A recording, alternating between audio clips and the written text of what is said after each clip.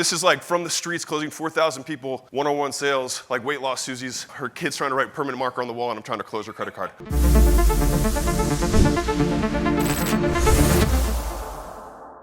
The name of my lovely talk is going to be the closer framework, all right?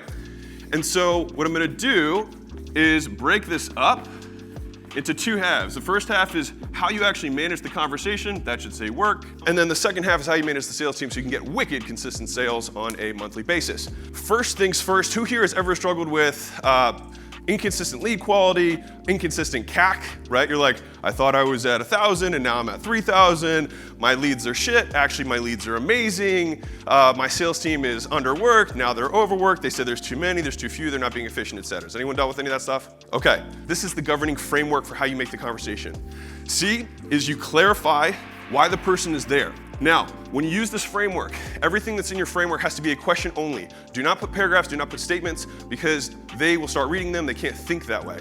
Only put questions, because they can pause, they can ask another question. They can pause, they can ask another question, and they need no intelligence to do that. What made you get on the call? What's your goal? Why is that important to you? What would it look like 12 months from now if this ideal outcome were to be achieved? Next, you label them with a problem. So what I'm hearing is, you've done X, Y, and Z, and the missing link has been X, whatever. Is that right? Yes, got it. I now have a problem, you now have cancer, I can cure it. All right, next is O. We're gonna overview the pain. Okay, so I'm assuming not the first person you've come to try and solve this problem, so what have you done in the past? All right, I've done X, Y, and Z. Why did that not work for you? Obviously it didn't work because they're on the phone with you. All right, so you always have that advantage because they are on the phone with you right now. So you're overviewing past pain. We call it the pain cycle. You do that until they have nothing left, and you're like, awesome, and then you recap the pain. Then, S, you sell the vacation. This is the only thing that your salespeople have to actually know. There's gonna be 3 stories that you're gonna tell them that are gonna be illustrative of the thing that you were helping them solve. So an example would be fitness, nutrition, and accountability. If I was trying to sell weight loss, right? You're usually missing 1 or 2 or all 3 of these things, that's why you weren't successful, right? You couldn't consistently work out, you couldn't consistently eat the right way, or no one was there to hold you accountable. Does that make sense? Yes? If you're selling leads, it would be like, you need your leads to be exclusive, you need them to be timely, you need them to be geographic, whatever. Like you're gonna find 3 things and then you have to give a short 30-second snippet of why that's important, right? If I was trying to illustrate accountability, I'd be like, hey, did your parents ever tell you to brush your teeth when you grew up? You probably hated it. You're like, no, I don't want to. And they kept doing it over time, and I'll bet you brush your teeth now, right? You need someone to hold you accountable so you can create the habit. Does that make sense? 30-second story, they understand it. That's how you sell a vacation, all right? E, explain away their concerns. That's where you're doing all of your obstacle overcomes, all right? Crazy people buy without obstacles. Normal people have concerns. You need to overcome them. These have to be drilled, all right? They have to be drilled. So that means that you have flashcards. Like, I need to think about it. I have to talk to my husband. I have to check with my partner. I have to, so there's only 3, by the way, if you don't know what they are. It's price, it's stall, it's decision maker, all right? So all you have to do is understand what each of those 3 are. If it's price, it's a discrepancy in value. They don't understand the value.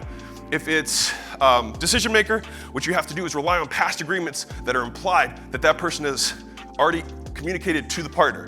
So your partner knows that you're struggling with these things already, right?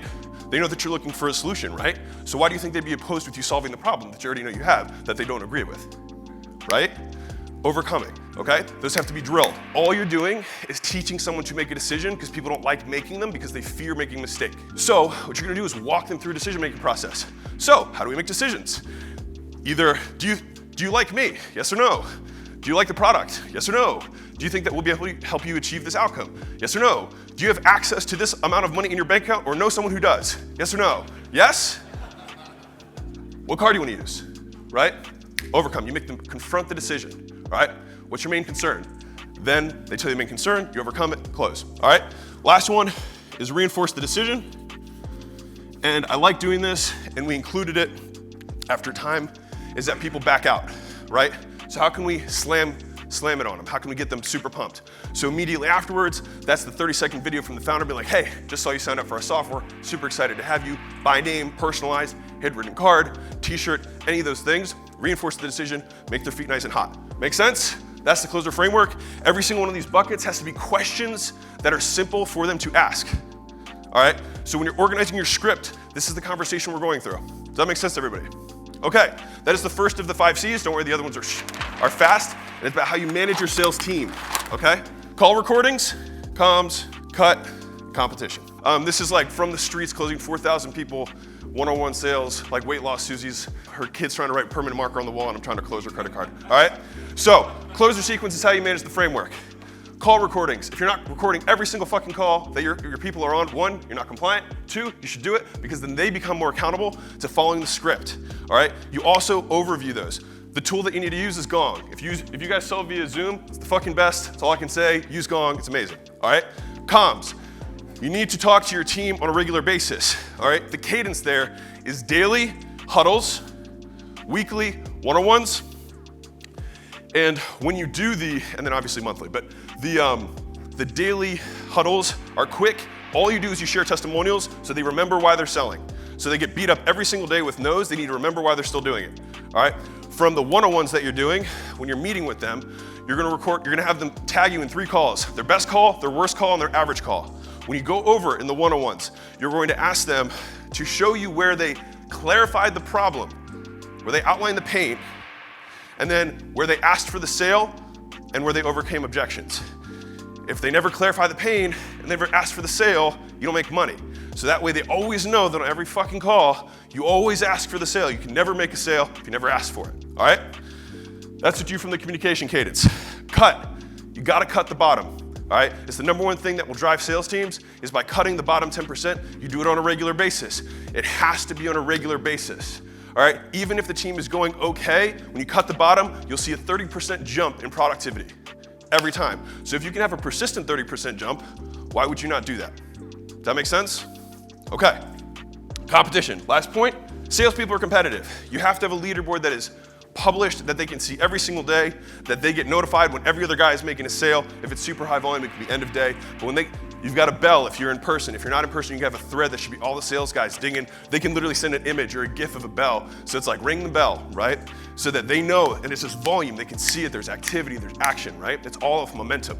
So leaderboard, that has to be checked every day, has to be updated regularly, like that has to be on point. And then competitions, we found that 6 weeks works best.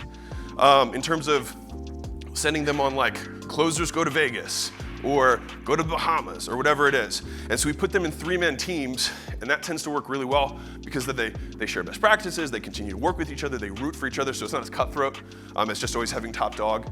And in terms of how much to spend on that, 25% of 1 month check is usually the amount per person that a prize like that would be. Right, so if you guys make 70, you might spend $1,500 to send per guy for like a 3-day or like a 2-day weekend. It's not expensive, $5,000, but it is worth every dollar. So, to recap, if you want really, really consistent sales, use the closer framework. Everything has to be questions, do not have statements, have 30-second stories, record your calls, make sure you're sticking to the comm cadence, cut the bottom percentage, and keep it competitive so they stay in it. Thank you.